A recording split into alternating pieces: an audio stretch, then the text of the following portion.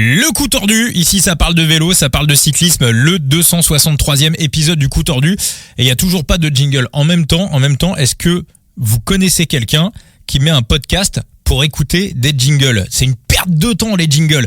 Nous, on est là pour parler vélo, on est là pour parler cyclisme, le coup tordu, des interviews et des previews. Alors, dans l'épisode précédent, l'épisode 262, avec Enzo, avec Phoenix, on vous a fait une grande preview du GPE3, du Grand Prix E3 2025 qui a lieu ce vendredi 28 mars, avec le détail des parcours, les favoris. On est revenu également sur l'actualité vélo du jour. Mais là, on se retrouve pour la 4e étape du Tour de Catalogne qui a lieu ce jeudi 27 mars 2025.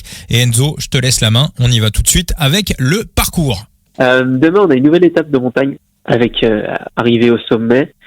Bien moins difficile l'étape que celle d'hier. On a 3000 mètres de D+. Aujourd'hui, on avait 4008, 4009. Donc, ça va être beaucoup moins usant. Parcours très vallonné, mais ça devrait se résumer à une course de côte dans le final avec la dernière ascension de Montserrat. Si je dis pas de bêtises, je crois que c'est une nouveauté. Elle a jamais été utilisée. Alors, sur le. Je crois que ça fait 30 ans qu'elle a pas été franchie par une course professionnelle. D'accord. Allez voir les photos. Enfin, c'est magnifique, c'est incroyable. Et je me demande même s'il n'y a pas un film espagnol qui avait été tourné à cet endroit-là il y a quelques années, une histoire de. Je vais essayer de retrouver il me semble avoir vu un film à cet endroit-là. Enfin, c'est un endroit dans lequel on voit le cinéma aller, il me semble, de manière assez régulière. Ok, peut-être. En tout cas, dans l'histoire récente, c'est sûr qu'il n'y a pas eu de courses qui sont passées dernièrement. C'est pas une ascension hyper compliquée. T'as 8 km et demi à 6,5% de moyenne. Donc on devrait tourner aux alentours des 20 minutes d'ascension, je pense.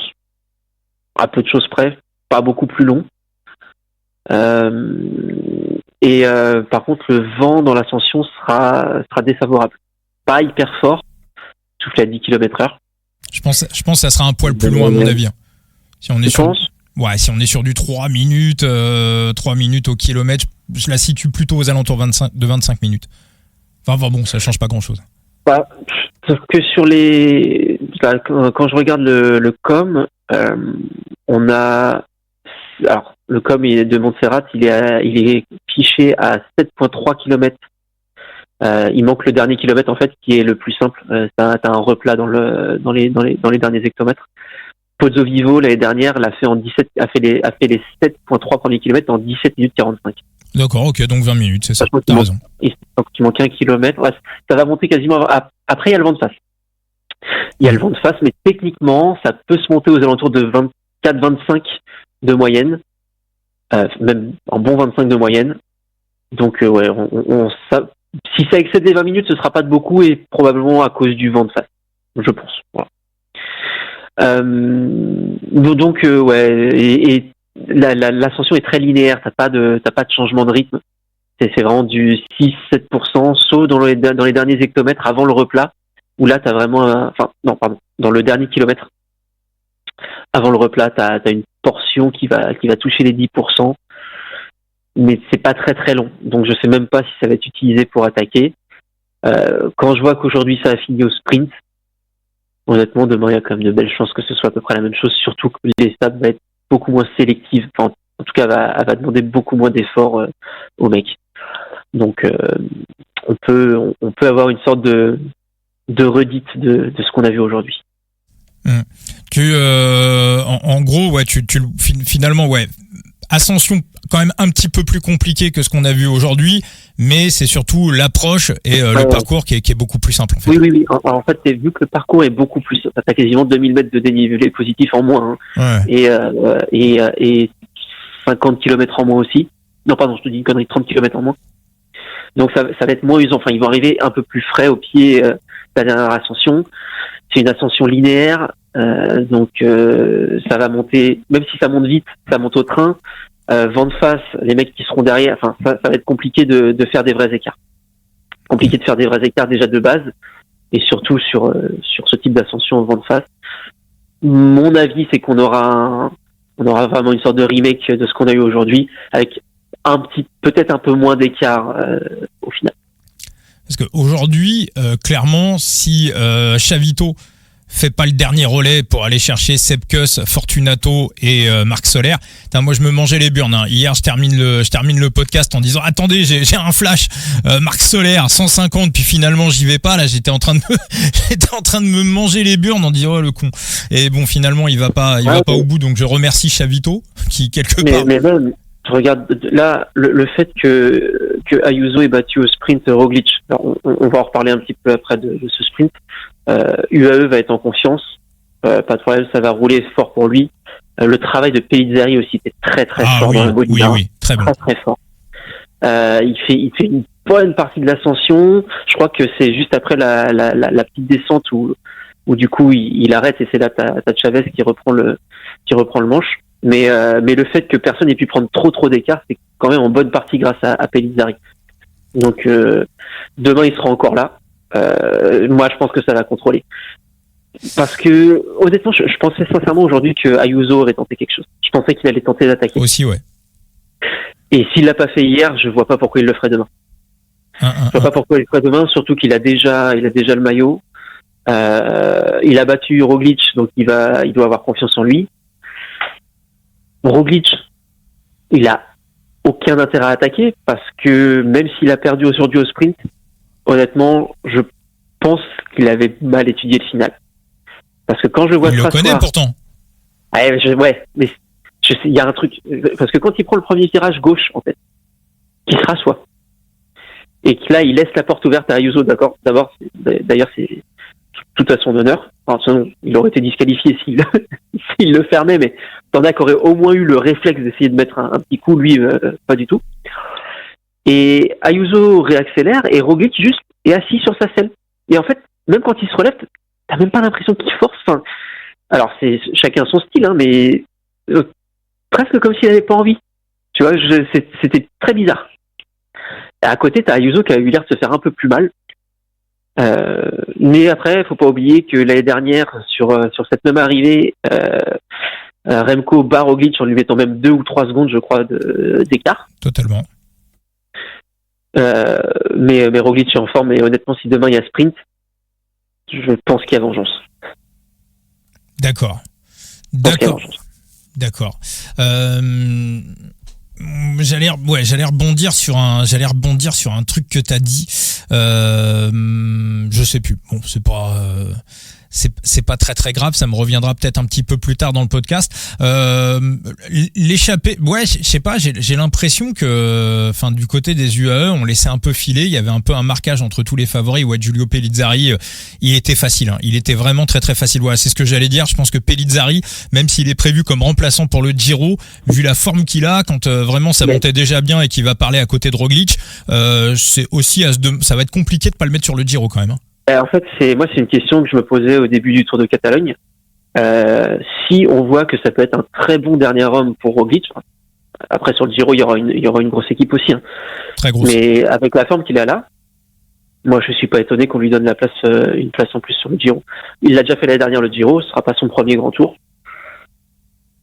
À voir comment il termine la semaine. La vraie étape charnière, ce sera la 6e.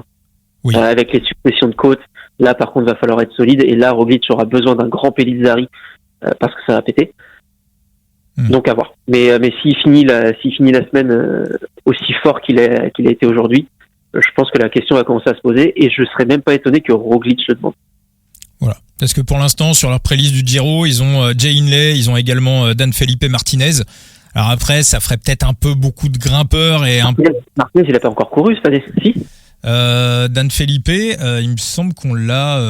Il me semble qu'on l'a vu discrètement sur une. Il me semble qu'on l'a vu discrètement. Alors tu me poses une colle. Il me semble qu'on l'a vu. Non, il a rien fait encore. Non, rien du tout. D'accord. Il n'a pas eu de course dans les jambes en 2025. Donc, à moins que le Giro soit sa course de reprise. Il est peut-être sur le Catalogne, non, quand même. Le Pays Basque, pardon, excuse-moi. Pays Basque, alors Dan Felipe Martinez, il est prévu, sa reprise est prévue, exactement, au Grand Prix Miguel Indurain. Après, il doit faire le tour du Pays Basque et ensuite, il enchaîne avec le Giro. Et pour l'instant, la pré-liste des Red Bull pour le Giro, c'est Aleotti, Sobrero, Wandal, Martinez, Traknik, Hindley, Roglic. Ça voudrait dire quand même que malgré tout, tu retires un mec qui est plutôt là pour tirer des bouts droits sur le plat pour le remplacer par un grimpeur. Moi, si tu le retires, c'est à la place d'un Martinez s'il est pas prêt. Il n'a pas encore couru de la saison. Ah, mais il sera peut-être bien aussi. Non mais attends, il peut pas être en stage depuis le mois de novembre. Je dis, ça existe pas. Les Colombiens, des fois, ils aiment bien traîner sur leur montagne et puis redescendre. Okay. Non mais il y a un truc, il y a quelque chose. Ça s'est déjà vu quand même. Des Colombiens qui reprennent tard après être restés au bled pendant un petit moment, ça s'est déjà vu. Alors, sa reprise est prévue le 7 avril. Ouais. C'est très très tard. Hein. C'est tard. C'est hyper tard. J'ai pas un mec qui reprend le 7 avril. Enfin, qui reprend en avril. Pour faire le Giro. Je sais pas. Hein. Ouais, non, mais oui, effectivement. On verra bien. Effectivement. On verra bien dans l'état où il est au Pays Basque. Ouais, mais là en tout cas, Pellizzari a clairement marqué des points aujourd'hui. Enzo, on va aller sur ton pronostic, donc même si on pense à peu près l'avoir deviné pour cette 4e étape du Tour de Catalogne. Alors je le dis pour ceux qui nous écoutent en voiture le matin, parce que c'est là où on fait le gros de l'audience du podcast Le Coup Tordu. Je vous souhaite une belle matinée, je vous souhaite un bon travail. On parle bien pour vous de l'étape qui a lieu cet après-midi, donc ce jeudi 27 mars. T'as dit quoi, Enzo? Étape 4. Étape 4, voilà, du Tour de Catalogne. Pourquoi j'avais dit autre chose? Non, pas du tout, mais comme voilà, ça, étape 4. Ok. Ceinture bretelle, tu vois. Ouais, exactement. Tout est carré, Enzo. Alors, donc, ton prono, Enzo, pour cette étape? Victoire au sprint de Roglic. Ok, victoire de Tonton Roglic. Et moi, je vais... alors, donc... Je vais vous donner les cotations, hein. Victoire Tonton Roglic. Donc je rappelle que jouer avec excès comporte des risques, on fait du management de bankroll, on fait bien évidemment pas n'importe quoi avec Sabeka. Je compte sur vous, voilà, on parlera bien, on se fera un épisode un jour gestion de bankroll. Et donc victoire de Roglic, donc c'est la cote sur le Bookref, elle est à 4,5. Le favori c'est Juan Ayuso qui est à 4. Après on a du lambda à 12. Moi je vais prendre la victoire de Sepp Kuss. Victoire à 15 et je pense qu'on aura du top 3 aux alentours de 4. Sepp Kuss, il a perdu du temps au classement général et j'ai un peu l'impression qu'on a une sorte de marquage un peu entre les leaders. Alors après effectivement la course est moins dure, donc on va peut-être avoir des équipiers qui vont faire un petit peu. Moi j'ai l'impression qu'Ayuso et Roglic sont pas 3 jambes au-dessus des autres en fait. Et donc on peut se regarder un petit peu en chien de faïence et se méfier un petit peu l'un de l'autre et reporter la grande bataille à la course de samedi. Ouais, mais je suis assez d'accord. Après, moi, ça me fait chier parce que c'était un peu mon scénario aujourd'hui, tu vois, où j'imaginais une petite attaque d'Ayuso, Roglic y suit, et du coup, les deux qui se regardent un petit peu, et Landa qui en profite. Bon, Landa fait 3e, ce qui est plutôt pas mal quand même, sur une arrivée comme ça où ils arrivent à 20. Mais non, honnêtement, pour moi, demain, en fait, l'ascension va être tellement courte, on s'entend. Je sais pas s'ils auront vraiment le temps de se regarder. Toi, t'imagines quoi, une échappée ou Kuss qui attaquerait un petit groupe de favoris? Non, Kuss qui part à 2-3 bandes de l'arrivée, mais sans marquage en fait. Il est un peu loin au général. Vas-y. Ouais.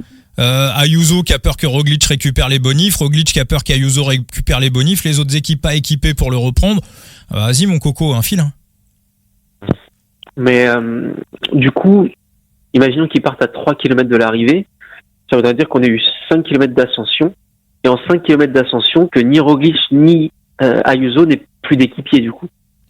Ou alors non, qu'il les laisse simplement sur un rythme un peu sur un rythme un peu léger pour essayer de forcer juste sur le dernier kilomètre et préparer un petit peu le sprint, tu vois. Mais Sepp Kuss, s'il calcule bien son effort et s'il calcule bien l'endroit où il doit partir sur une anticipation, tu vois, un peu à la Vlasov Paris-Nice 2024.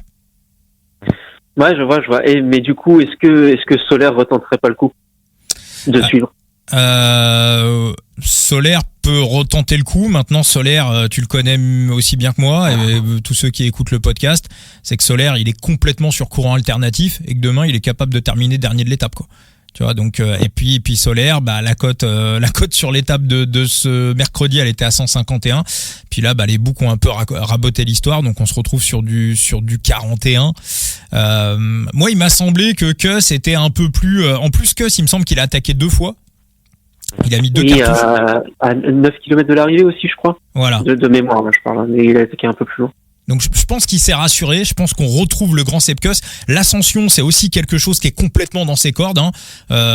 Donc s'il calibre bien, s'il met bien sa mine, s'il s'en met une seule et qu'il la fout au bon endroit, au bon moment, je pense que ça peut le faire. Il y en a un dont on parle très très peu, mais qui me semble revenir pas trop mal également, c'est Simon Yates.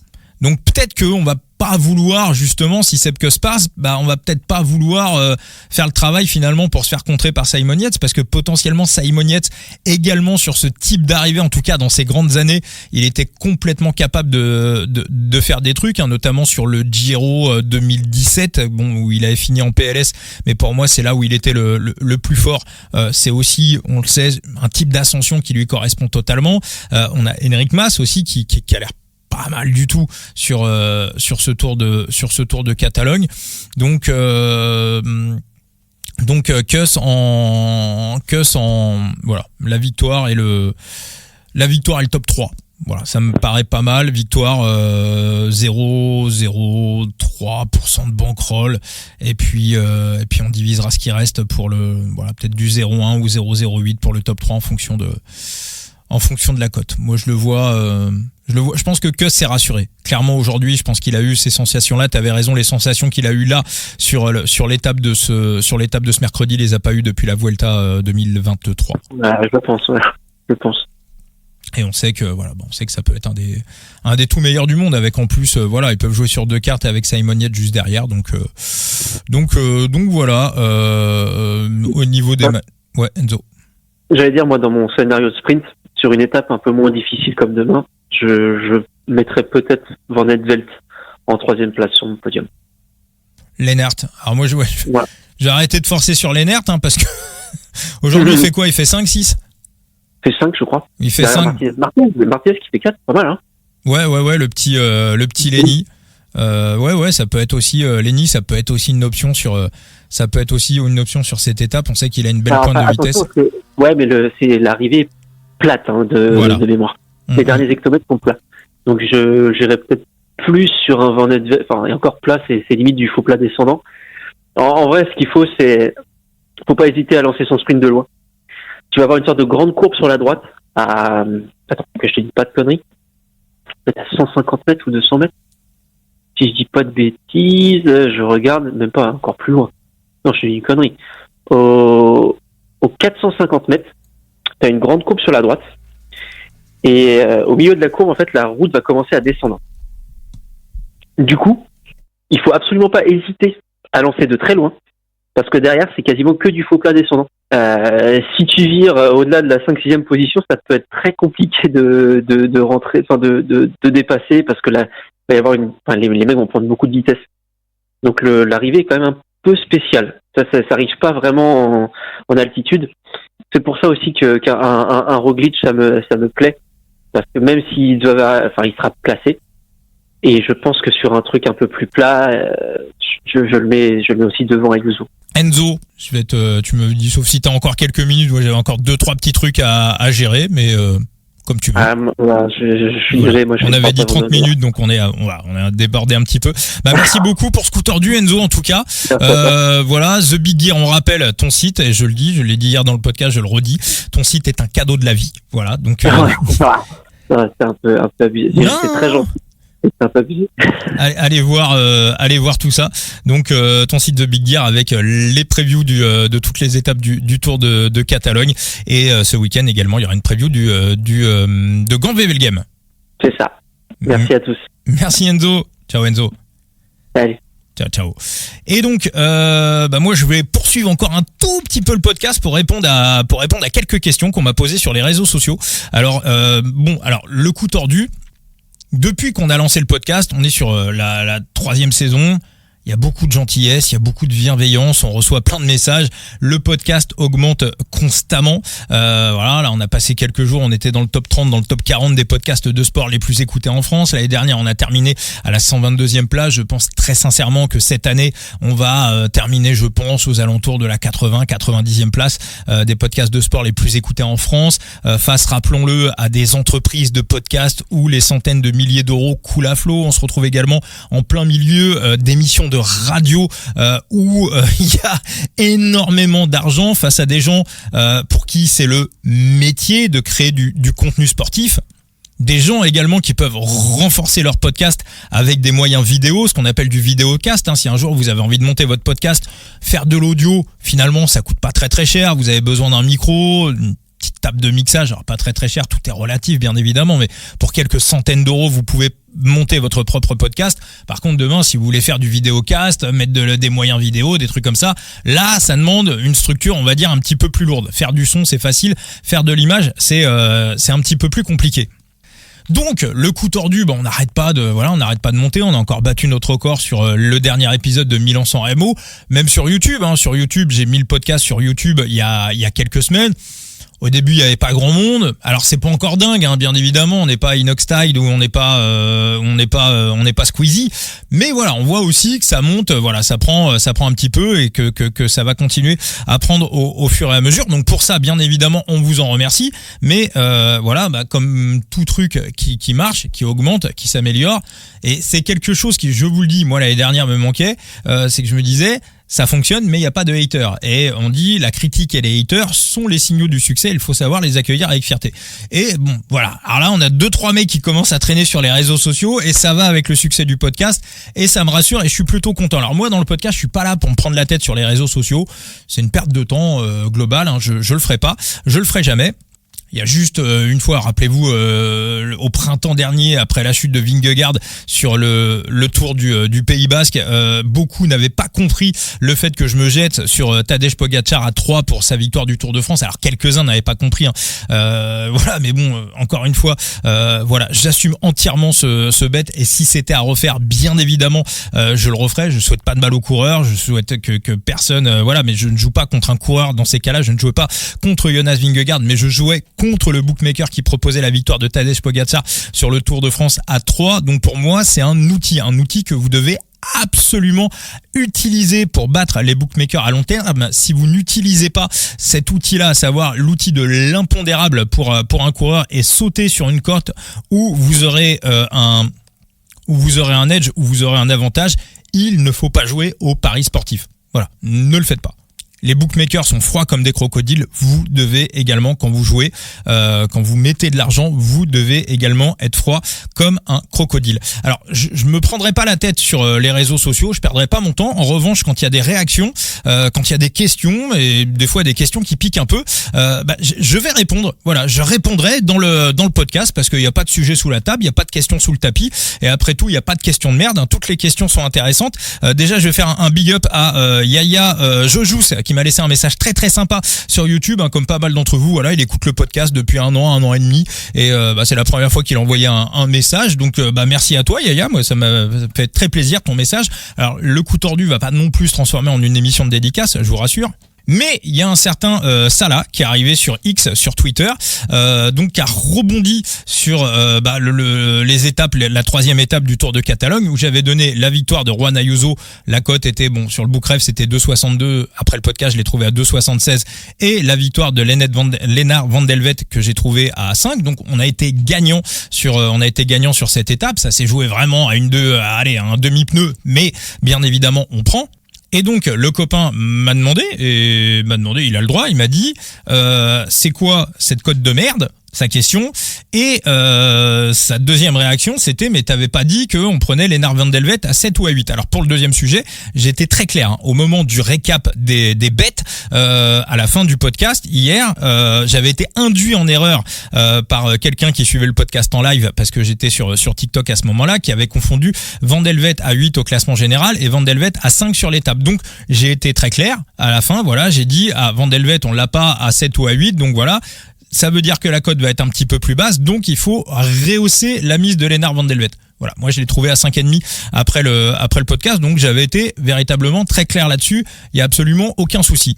La deuxième chose pour les cotes de merde, une cote, il n'y a pas de cote de merde ou de bonne cote ou de mauvaise cote. D'ailleurs, je vous le dis, sur le coup tordu, donc sur la bankroll des deux saisons, la saison 2023 et 2024, et ce début de saison 2025, la cote moyenne est de 21,36. Ce qui pour moi ne veut absolument rien dire. Si on avait que des cotes à 2 et on était gagnant, bah on serait gagnant. Et voilà, je veux dire, c'est pas une question de cote d'être gagnant ou d'être perdant. Une cote, c'est tout simplement la probabilité que se produise un événement ou non. Et pour battre la cote, il faut et vous dans votre analyse, et vous le savez aussi bien que moi, voilà, se dire que l'événement va se produire plus souvent que ce que prédit la cote. C'est-à-dire que Juan Ayuso sur l'étape de ce mercredi à 2,76, moi j'estimais que Juan Ayuso avait à peu près 40-45% de chances de remporter l'étape. Donc ça veut dire qu'il y avait value. De mon côté, j'estimais qu'il y avait value. Et si on refait 100 fois cette étape, je pense qu'il la gagne à peu près 40-45 fois. À peu près. Donc il y avait une légère value. Et j'étais pas non plus en folie sur la cote. Quand vous avez écouté le podcast, voilà, légère value, je me suis dit on y va. On rajoutait en couverture la victoire de Lennart van der Velde, donc on se retrouvait avec une mise de 0,3, une mise totale, pour un gain de 0,55, donc on était à peu près sur une mise de 1,85, enfin sur une cote de 1,85, 1,90 si on prenait les deux éléments. Maintenant, une cote de merde, ça n'existe pas. J'avais eu le débat à l'époque sur Twitch quand on faisait les émissions sur Ladbrokes avec Gilou, c'était sur la Vuelta 2021 où j'avais été prendre le maillot de Richard Carapaz, le maillot du meilleur grimpeur en début de 3e semaine, je l'avais pris à 1,30. Mais moi j'estimais que Richard Carapaz avait 97-98% de chance de gagner ce maillot du meilleur grimpeur. À l'époque, ça avait fait polémique. Mais la cote était rentrée évidemment, mais on revient également à ce qu'on se disait en début de saison, notamment Tadej Pogačar sur des montées sèches, sur le Jebel Alfet. Est-ce que la cote à 1,20, je sais plus, on l'avait eu à 1,20 ou 1,30, est-ce que c'était value? Oui, bien évidemment, parce qu'on peut faire 100 fois la course, Pogačar va la gagner 99 fois. Idem pour la montée du Jebel Jaïs, on l'avait quasiment à 1,60. Sa victoire cette année sur l'Estrade Bianche, je sais plus à combien était sortie la cote, il me semble qu'on était sur du 1,49. Donc tout ça c'est value, et quand c'est value, il faut tout simplement prendre la cote, quelle que soit la cote. Une cote à 100 peut ne pas être value, et une cote à 1,15 peut être value. Et j'invente absolument rien, et moi je vous incite et je vous encourage vraiment à vous intéresser sérieusement aux choses et pas faire le pimpin, on a fait un épisode, d'ailleurs on en avait parlé dans cet épisode là avec François, qui est d'ailleurs le 2e épisode le plus écouté de toute l'histoire du coup tordu après la preview qu'on vous avait faite la semaine dernière sur Milan-San Remo 2025. Donc François, ex-trader chez BetClick et chez Unibet, on avait parlé de tout ça. Les pires pigeons pour les bookmakers sont ceux qui font des combinés avec des grosses cotes à n'en plus finir. C'est là où les bookmakers gagnent le plus d'argent. Si vous voulez être gagnant sur le long terme, ne faites jamais ça.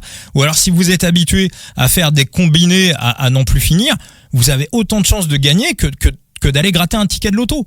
C'est aussi des notions que vous allez retrouver dans Vaincre la chance, le bouquin de Benoît Tréanton, que vous connaissez sur Side Limit, alias BZH Forever.